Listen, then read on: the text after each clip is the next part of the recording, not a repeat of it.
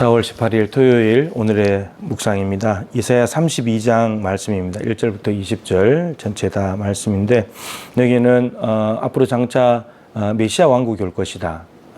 하나님의 나라가 임할 것에 대한 말씀인데 반복되는 단어가 있습니다. 공의와 정의라는 단어가 여러 번 반복이 되는데 우선 1절을 보면 보라 장차 한 왕이 공의로 통치할 것이요 방백들이 정의로 다스릴 것이다. 한 왕이 오셔가지고 통치를 하게 될 텐데 공의로 통치를 한답니다. 그리고 그 방백들은 정의로 다스리게 될 것이다. 이 장차 오게 될 이 한 왕, 이것이 누군가 이제 메시아 왕국이라고 생각할 때 예수 그리스도와 생각을 할 수가 있겠죠. 조금 건너뛰어서 15절에 마침내 위에서부터 영을 우리에게 부어 주시리니 이랬습니다. 마침내, 그러니까 보라 한 왕이 임해서 통치할 텐데 그 마침내 그 때가 왔을 때, 그 왕이 임했을 때 제일 먼저 하시는 일이 뭐냐면 위에서부터 영을 부어주신답니다. 하나님의 성령이죠. 하나님의 영, 성령을 부어주신다라고 말합니다. 예수님께서 이 땅에 오셨을 때 성령으로 잉태되시고 하셨지만 세례받고 올라와서 공생애를 시작하실 때 하나님의 성령께서 임하셨죠. 그래서 이사야 61장에 나중에 보시겠지만 그때 여호와 영이 임했는데 임한 이유가 가난한 자에게 복음을 전하게 하시려고 하신다. 갇힌 자를 자유롭게 하고 포로된 자에게 해방과 자유를 주는 것이다. 이런 여러 가지 사역을 하시는데 그게 누가복음 4장에 예수님께서 그 말씀이 응한 것이 바로 나다. 내가 하나님의 영이 임한 메시아고 내가 지금 이 땅에 온 것은 가난한 자에게 복음을 전하기 위해서 왔다. 이렇게 말씀하셨죠. 그 일이 지금 이루어진 것이다. 이렇게 말했습니다.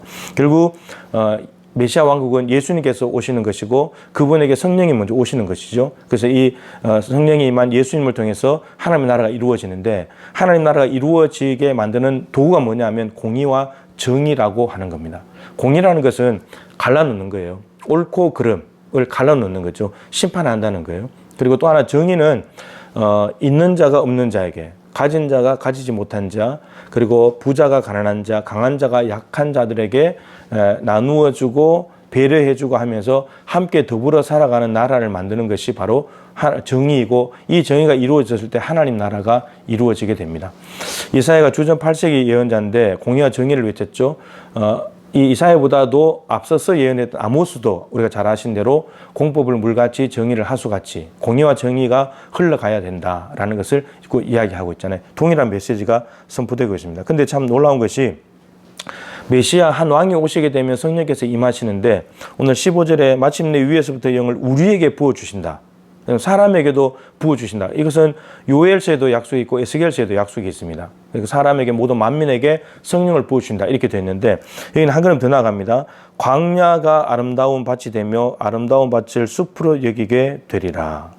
그때의 정의가 광야에 거하며 공의가 아름다운 밭에 거할 것이다. 여러분 이 성령께서 임하시게 되면 공의와 정의가 실현이 되는데 어디까지 되냐면 성령을 어디까지 부어주냐면 자연계에 피조 세계까지 성령을 부어주셔가지고 이 인간뿐만 아니고 피조 세계 모두 다가 공의와 정의로 가득 찬 하나님 나라가 돼버린다라고 지금 말씀하고 계십니다. 17절에 공의의 열매는 화평이요 공의의 결과는 영원한 평안과 안전이라 라고 했습니다. 그런데 공의가 잘 실현이 되면 열매가 맺히게 되는데 그게 화평이랍니다. 그러니까 옳고 그름을 잘 가려내면 이 땅이 평화롭게 되는 거예요. 그러면 거꾸로 말하면 공의가 옳고 그름이 잘 이게 분간이 안 되면 화평이 없어지는 거죠. 억울한 사람들이 생겨나는 거예요. 근데 이 메시아 하나님 나라의 가장 중요한 것이 공의와 정의이기 때문에 이것을 통해서 화평이 이루어지는 평화의 나라가 바로 하나님의 나라입니다. 공의의 결과는 공의가 잘 실현된 결과는 영원한 평안과 안전이라 라고 이야기하면서 18절에 내 백성이 화평한 집과 안전한 거처와 종이 쉬는 곳에 있을 것이다. 내 백성, 하나님의 백성들이 하나님 왕으로 임한 그리고 성령께서 임한 이 공의로운 정의로운 통치를 통해서 안전하고 평안한 곳에 거하게 된다라고 이야기를 하고 있습니다. 하나님께서 우리를 통치하실 때 참된 평화가 온다고 하는 말씀인 거죠.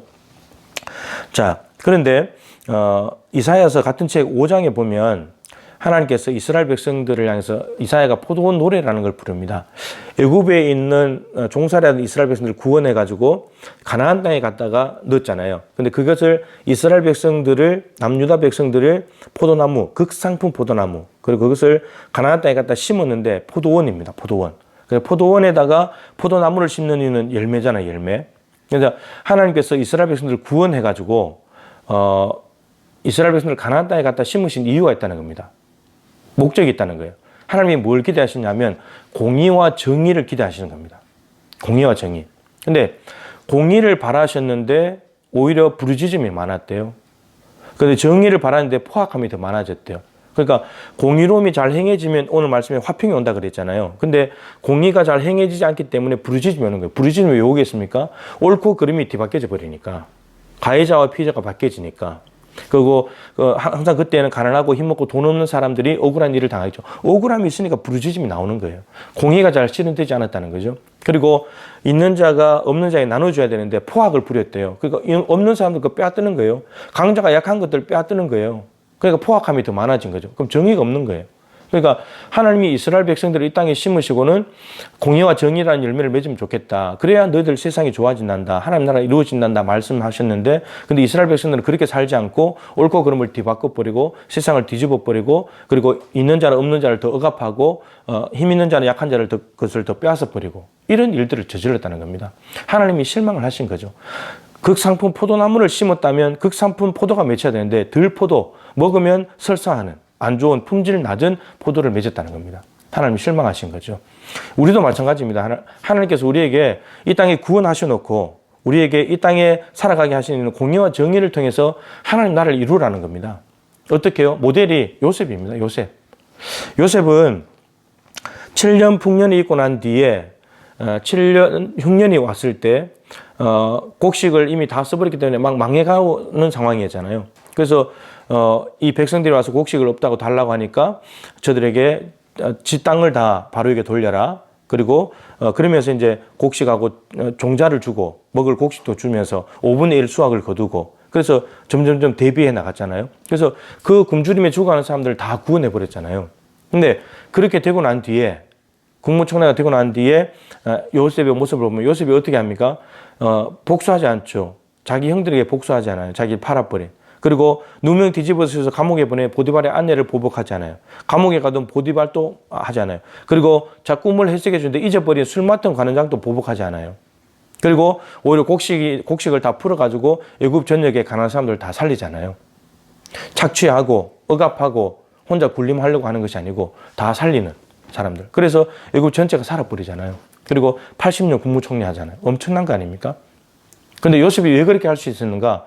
하나님의 영에 감동된 사람이었기 때문에. 그러니까 오늘 성령께서 부어주시는데 그 사람이 바로 메시아가 그러시겠지만 메시아처럼 공의와 정의를 행하는 사람이 될 것이고 그렇게 되면 땅이 평화로워지고 살기 좋은 안전한 곳이 된다는 거예요. 그러면 이 땅에 요셉과 같이 하나님의 영이 감동된 사람이 있으면 그곳은 공의와 정의가 실현될 것이고 그렇게 되면 그곳은 하나님 나라가 이루어지게 되는 겁니다. 우리 성도들이 흩어져 살아가는 삶의 현장 속에서 그렇게 살아야 되겠고 이번에 어제 총선이 끝났잖아요. 희비가 엇갈렸지만 많은 크리스찬들이 있을 겁니다. 그 힘과 권력이 주어졌을 때 바로 그곳에서 공의와 정의를 행하는 거죠. 하나님의 영에 감동받아서. 그럴 때 여러분 저들이 속해져 있는 저들이 섬겨야 될 그 지역 안에는 하나님 나라가 이루어지지 않겠습니까? 우리가 그렇게 살아야 되겠고 어제 당선된 사람들에게 축복을 하면서 하나님 저들이 하나님의 영에 감동이 되어서 공의와 정의를 행하는 요셉과 같은 사람이 되게 해주십시오. 그러면 여러분 이 땅이 얼마나 더 좋은 나라가 되지 않겠습니까? 우리도 그렇게 살 뿐만 아니라 다른 사람들, 힘과 권력 가진 사람들 그렇게 축복하여서 하나님 나라를 더욱더 확장시켜가는 하나님이 기대하시는 열매를 영광 올려드릴 수 있는 저와 여러분들의 삶이 될 수 있기를 주님의 이름으로 축복합니다.